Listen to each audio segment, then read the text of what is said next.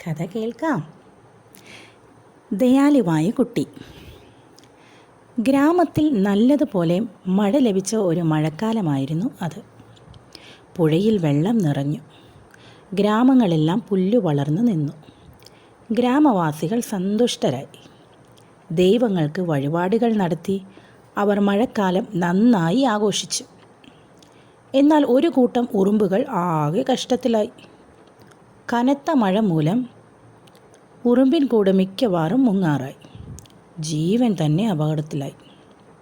കൂടുപേക്ഷിച്ച് ഉണങ്ങിയ ഏതെങ്കിലും സ്ഥലം അന്വേഷിച്ച് പോകേണ്ടതായി വന്നു.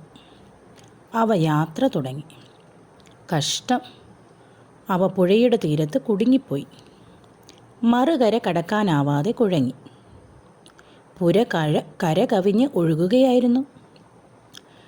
രാമ കുറേ സമയമായി ഉറുമ്പിൻ കൂട്ടങ്ങളെ നോക്കി നിൽക്കുകയായിരുന്നു. അവ പുതിയ പാർപ്പിടം അന്വേഷിച്ച് പോവുകയാണെന്ന് അവന് മനസ്സിലായി.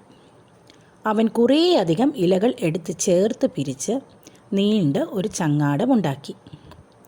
പുഴയുടെ അക്കരെ ഇക്കരെ എത്തുന്ന വിധത്തിൽ അത് ഇട്ടു. ഒരു പാലം പോലെ അത് ഇരുകരകളെയും ബന്ധിപ്പിച്ച് കിടന്നു. അവൻ ഉറുമ്പുകളെ പാലം കടക്കുവാൻ സഹായിച്ചു. സന്തോഷത്തോടെ പാലം കടന്ന ഉറുമ്പുകൾ പുതിയ താമസ സ്ഥലം അന്വേഷിച്ച് നടന്നുപോയി. ഈ കഥയിലെ ഗുണപാഠം: എല്ലാവരോടും നാം ദയ കാണിക്കുക. കഥ ഇഷ്ടമായോ? കഥ ഇഷ്ടമായി എൻ്റെ കൂട്ടുകാർ സ്റ്റോറി മോമിനെ കേൾക്കാൻ വരണമേ. കഥ കേട്ടുകൊണ്ടേയിരിക്കണേ.